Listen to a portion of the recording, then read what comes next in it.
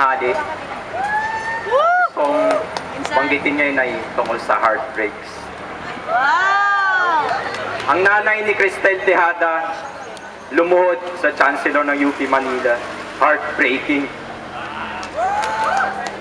And naikisitin lang siya sa loob ng isang SEM.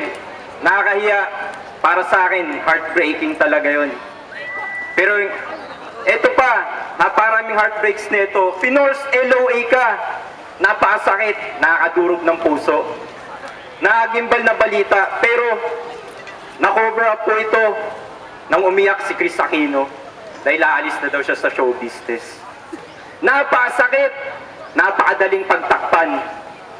Pero itong nangyari ngayon sa Mama Sapano, hindi na to kayang pagtakpan ni Noynoy Aquino.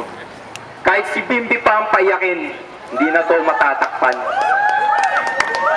At ngayon pa, nadagdagan pa ng butas ang pagkamatay ni Rosana Sanfuego. Si Rosana na nagte-text sa nanay niya, "Ma, wala na akong baon. Ma, wala na akong pambayad sa dorm, wala na akong pambayad ng lab equipment." Kaya nag-drop na lang siya at yun nga, nagpakamatay. Heartbreak na naman.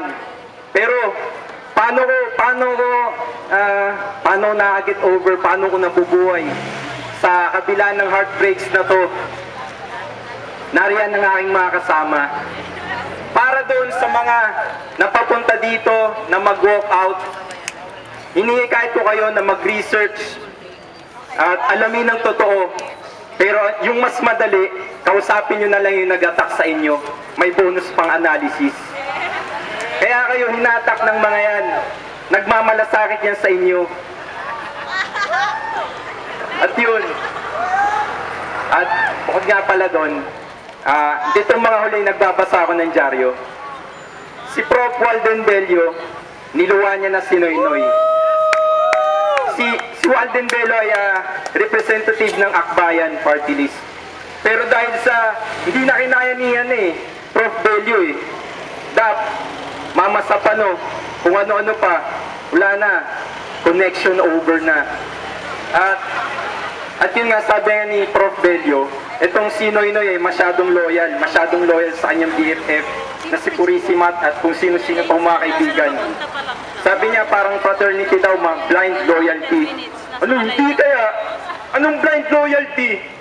Mayambing ko to sa mafia kasi sila Noynoy, Purisima, kriminal. Mas masahol pa sa mafia. Pero, yun nga pala diya sabi ko, anong blind loyalty? Hindi ganoon ang fraternity sa UP. May mga prinsipyo yan na pinaglalaban. Kung meron mang nagkakamali noong mga 1980s, mga nagrarambol, pagkakamali yan ng individual. Hindi nila nasa puso yung prinsipyo. At wala na akong masabi. Yun lang, ang ekit na ikisa sa laban na ito na Noynoy resign. Maraming salamat, yun lang.